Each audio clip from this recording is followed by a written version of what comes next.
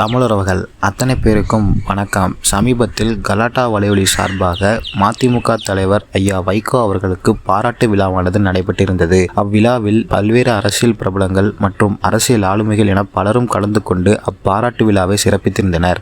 இந்த நிலையில் அப்பாராட்டு விழாவில் ராபிட் ஃபயர் சுற்றில் நெறியாளர் அவர்கள் அண்ணன் சீமான் அவர்களின் புகைப்படத்தை காண்பித்து உங்களுடைய கருத்து என்ன என்று கேட்டிருந்தார். இதற்கு பதிலளித்த ஐயா வைகோ அவர்கள் தமிழுக்கும் தமிழர்களுக்கும் ஈழத்தமிழர்களுக்காகவும் கடுமையாக போராடி வருகிறார்.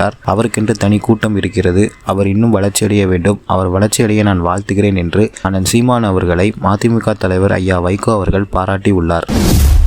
நாம் தமிழர் கட்சி ஒருங்கிணைப்பாளர் சீமான் நல்ல தமிழுக்காக, தமிழனுக்காக, ஈழத்தமிழர்களுக்காக அவர் ரொம்ப போராடுறாரு, நல்லா பேசுகிறாரு, நல்ல கூட்டம் செய்கிறது, நல்லா வளர்ந்து வர்றாரு, நல்லா வளரட்டும். ஆனால் என்னிடத்தில் இருக்க கூட்டம் பாருங்க, அவங்களே ஒத்துக்கிறாங்க.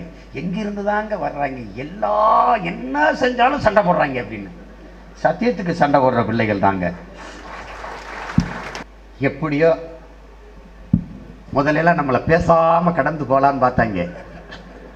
இப்போ ஒன்றும் பண்ண முடியல. காந்தி சொல்றாருல, முதலில் உன்னை தவிர்த்தாங்க கொஞ்ச நாள், அப்புறம் விமர்சிப்பார்கள், அப்புறமாக உன்னை கடுமையாக திட்டுவார்கள், ஆனால் நீ அதற்குள் வென்று விடுவாய்ங்கிறார். இப்போ தவிர்த்தாங்க, இப்போ விமர்சிக்கிறாங்க, உறுதியாக நம்ம வென்று விடுவோம். நம் மக்கள் நம்மளை கவனிக்கிறாங்க.